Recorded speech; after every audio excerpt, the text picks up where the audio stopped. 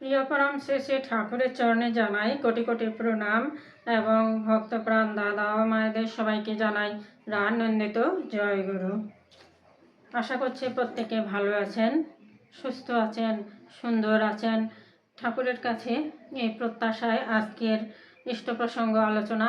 আজকের ইষ্ট প্রসঙ্গে থাকছে কয়েকটি চিকিৎসা সম্পর্কে, যেমন কোমরের ব্যথা, বাতের ব্যথা, তারপর বিছার কামড়ে। এই চিকিৎসাগুলো ঠাকুর কি বলেছেন, এই ক্ষেত্রে ঠাকুর কি কি বিধান দিয়েছেন, সেই সম্পর্কেই আজকের আলোচনা। প্রথমে আসি বাতের ব্যথায়। এই বাতের ব্যথা খুব কমন সমস্যা।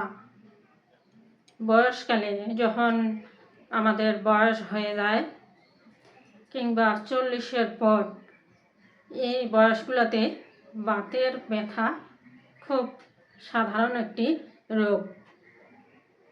প্রত্যেকেরই কম বেশি প্রত্যেকেরই বাতের ব্যথা হয়। জয়েন্টে ব্যথা, যেগুলো হাতে পায়ে যেগুলো জয়েন্টে ব্যথা, সেগুলোই বাতের ব্যথা। তো এই বাতের চিকিৎসায় শ্রী শ্রী ঠাকুর কি বলেছেন, আলোচনা প্রসঙ্গের 19 খণ্ডে শ্রী শ্রী ঠাকুর বাতের চিকিৎসা সম্পর্কে বলেছেন যে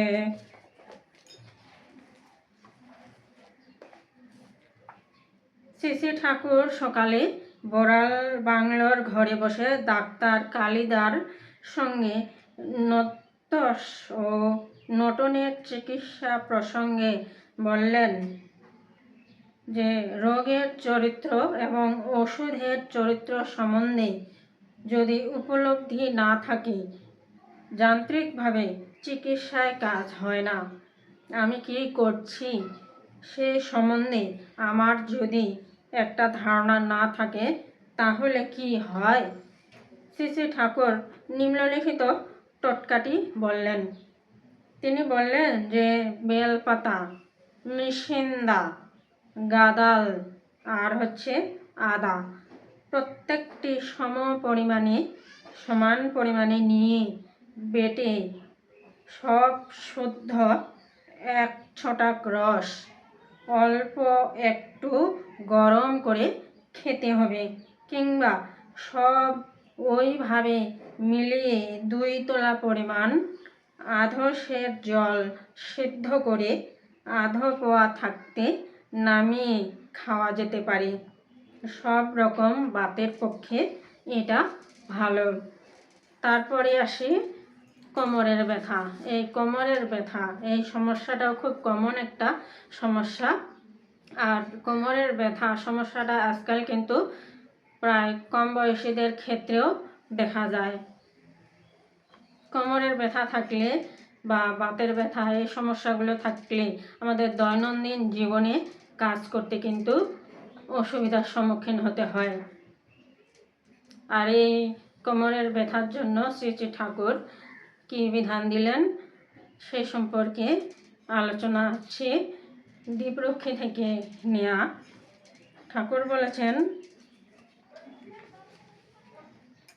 কোমরের ব্যথায় সৈন্ধ্যবাদী তেল, যেগুলো আয়ুর্বেদিক দোকানে এই তেলগুলো পাওয়া যায়, এই তেলগুলো মালিশ করতে বলেছেন। তারপর নিসিন্দা পাতার সেক দেওয়া লাগে, বেশি দিন ধরে করতে হয়। রোজ করতে করতে সেরে যায়। হয়তো 5-7 দিনের মধ্যে সেরে যায়, কিন্তু অনেক দিন ধরে মালিশ করা লাগে।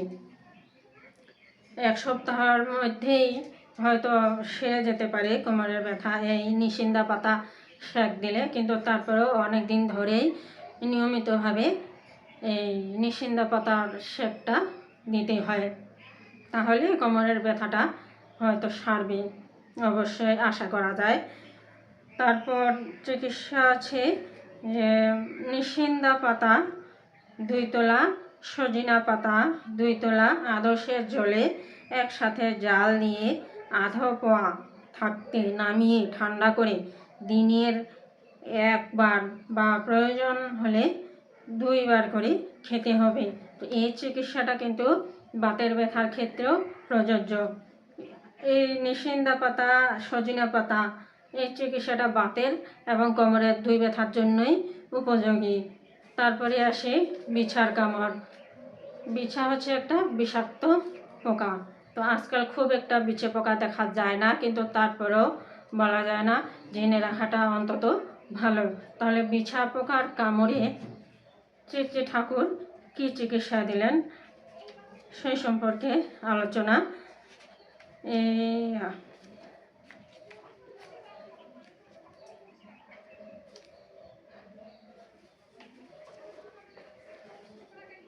বিছা পোকার কামড়টিও দ্বীপরক্ষী থেকে নেয়া।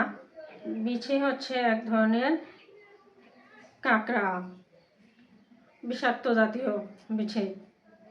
তো এই বিছে কামড়ালে জলের মতো কোনো ওষুধ আর নেই, শুধু নাম করে করে জল ঢালতে হয়, মাথা দিয়ে ঢালতে হবে, যেন সমস্ত গা বেয়ে নিঃশ্বাস যেন বন্ধ না হয়ে যায়, এমনভাবে ঢালা লাগবে।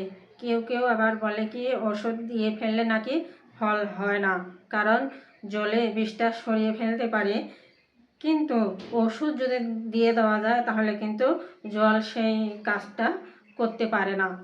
তো সেই রকম আমরা যখন দেখি যে বেহুলা লক্ষিন্দরকে জলে ভেলায় করে যখন নিয়ে যাচ্ছিলেন, তখন লক্ষিন্দের গায়ে সেই জলের ফোঁটা জল ছিটতে ছিটতে তার শরীরে ছিটতে ছিটতে ঠিক সেইভাবেই তার বিষাক্ত শরীর থেকে বিষাক্ত যা ছিল সাপের দংশনে, এগুলো সব ওই মানে জলের ছিটাতেই পরিষ্কার হয়ে গেছিল। ঠিক এরকমটাই জলের চিকিৎসাটাও একটা ভালো পদ্ধতি। তো জলে থাকতে থাকতেই ফল পাওয়া যায়। তো জল এমন করে ঢালতে হবে যে একেবারে থরথর করে যেন কাঁপতে থাকে। এই ছিল আজকের আলোচনা। সবাই ভালো থাকবেন, সুস্থ থাকবেন, সুন্দর থাকবেন। জয় গুরু।